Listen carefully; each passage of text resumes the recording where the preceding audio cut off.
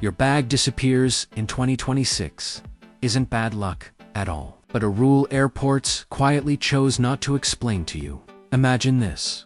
You're standing at a carousel at 2:17 a.m., jet-lagged, hungry, watching every black suitcase roll by, and suddenly it hits you that something fundamental has changed in air travel, and nobody warned you. Not the airline, not the airport announcements, not the smiling check-in agent. And, as a professional travel planner, airport security insider, and someone who has sat in closed-door airport operations briefings, I'm telling you right now that the 2026 ICAO Global Baggage Tracking Mandate is the biggest silent shift travelers will face in the next decade. Bigger than liquid rules, bigger than biometric boarding, bigger than digital passports. Because this rule doesn't just track bags, it shifts responsibility, power, and blame. And airports are forgetting to tell you, because the moment passengers truly understand it, the entire airport experience changes from check-in to reclaim. So let me break this down the way airports never will, not in bullet points, not in boring legal language, but as a story you'll actually remember. Because ICAO, the International Civil Aviation Organization, decided that by 2026, every piece of checked baggage must be trackable at every transfer point, not just scanned once and prayed for the best. Meaning, your bag is supposed to be digitally accounted for when it leaves your hands, when it enters the system, when it transfers planes, and when it arrives. And on paper, that sounds like a win for travelers. Fright. Fewer lost bags, more accountability, more transparency. But here's the part. Airports aren't advertising on posters or websites. The mandate doesn't say airports must show you that tracking data in real time. It doesn't say airlines must proactively alert you. And it quietly allows responsibility to shift from airline error to system compliance, which is airport speak, for we followed the rule. So the problem isn't ours.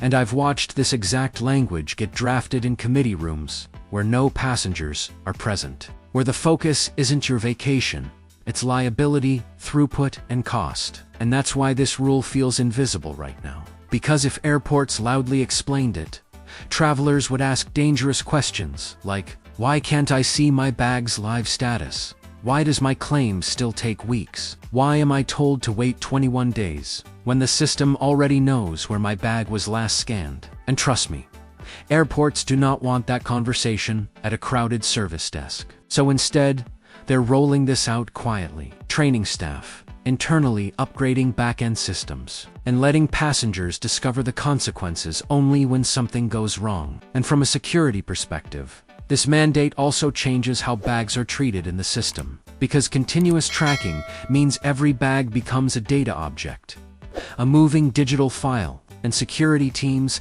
now prioritize bags that break the chain. Meaning, if your bag misses a scan, it may be automatically flagged, isolated, delayed, or rerouted without a human decision, which is great for security, but terrifying for travelers who don't know why their bag didn't arrive. And as an airport hacks expert, here's the truth. Nobody says out loud. Automation doesn't eliminate mistakes. It just makes them harder to argue against. Because when you file a claim in 2026, the response won't be, "We're sorry." It'll be according to our tracking compliance. The bag followed protocol. And suddenly the burden shifts to you to prove something went wrong. And that's why airports aren't educating passengers yet. Because education creates expectations, and expectations create accountability. And accountability slows operations. In airports, hate slow. They want smooth flow, fast lines, minimal questions, and no disruptions, especially post-pandemic, when staffing is still thin and margins are tight. But let me tell you, what this rule really changes at ground level. Check-in desks will quietly push more responsibility onto passengers to ensure tags are correct. Kiosks will auto-print tags with embedded tracking IDs, and if you peel it wrong, wrinkle it, or misatch it, the system may still count your bag as compliant, while physically misrouting it. And guess who gets blamed? Not the airport, not the airline, because you accepted the tag and confirmed check-in. And at transfer airports, especially mega hubs, bags that don't meet scan timing windows may be deprioritized to protect on-time departure stats, meaning your bag can legally arrive later than you, even though the system knew it wouldn't make the connection. And airports won't announce that either, because they'd rather protect flight punctuality metrics than baggage satisfaction scores. And as someone who has worked security corridors, I can tell you another quiet shift is coming. Secondary screening of bags will increase, not decrease, because better tracking exposes anomalies, and anomalies trigger security protocols. So more bags will be opened, delayed, or rerouted, all in the name of compliance. And travelers will just hear operational reasons. And here's where it gets uncomfortable. The mandate encourages shared data between airports and airlines, but not necessarily with passengers, meaning your bag's journey may be more transparent to corporations than to you.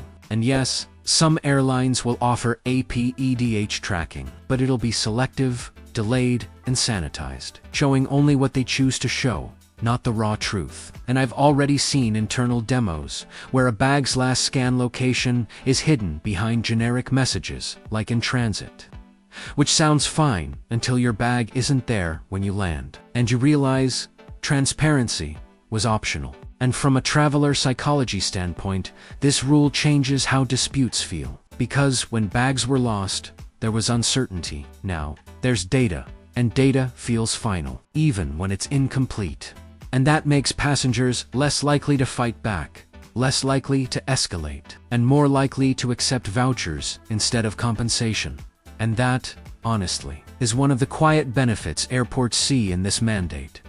Fewer angry crowds, fewer viral videos, fewer frontline confrontations. And that's why signage is minimal. Announcements are non-existent, and training is internal, not public. Because the less you know, the smoother the system runs. But let's talk about what travelers must know, because ignoring this rule won't protect you. Understanding it will.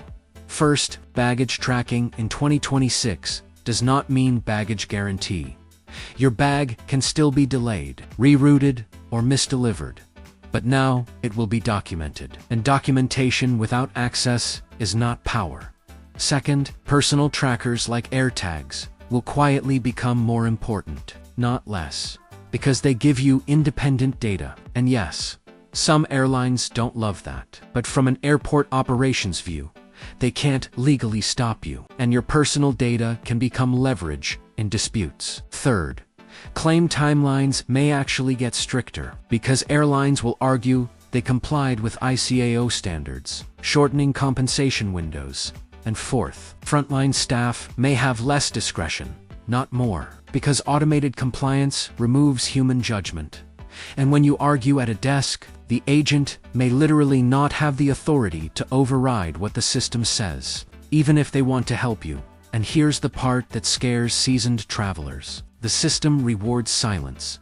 If you don't ask, don't document, don't escalate early, the process moves on without you, and your bag's story becomes just another data trail. And airports are betting most passengers won't notice, won't ask, and won't connect the dots, especially when they're tired and stressed. And as a travel planner, I see this rule reshaping itineraries. Tighter connections become riskier.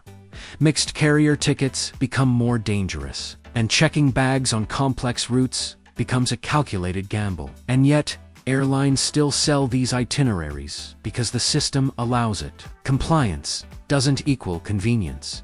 And from a security lens, this rule is about risk management, not traveler comfort. It's about knowing where bags are to reduce threats, not to reduce your stress. And that's the uncomfortable truth. And now you might be thinking, why wouldn't airports proudly explain a rule that sounds beneficial? And the answer is simple. Because once you know, you'll demand visibility, speed, and accountability. And the system isn't ready to give that to everyone equally. Not yet. So instead, they're rolling it out quietly, letting frequent flyers figure it out first, letting casual travelers absorb the impact slowly, and hoping backlash stays manageable. And I've seen this pattern before, with liquids, with shoes, with body scanners. And every time, the rule arrives quietly. The confusion hits loudly, and only informed travelers stay ahead. So if you want one practical takeaway, one real suggestion to end this on, it's this: treat 2026 like a turning point.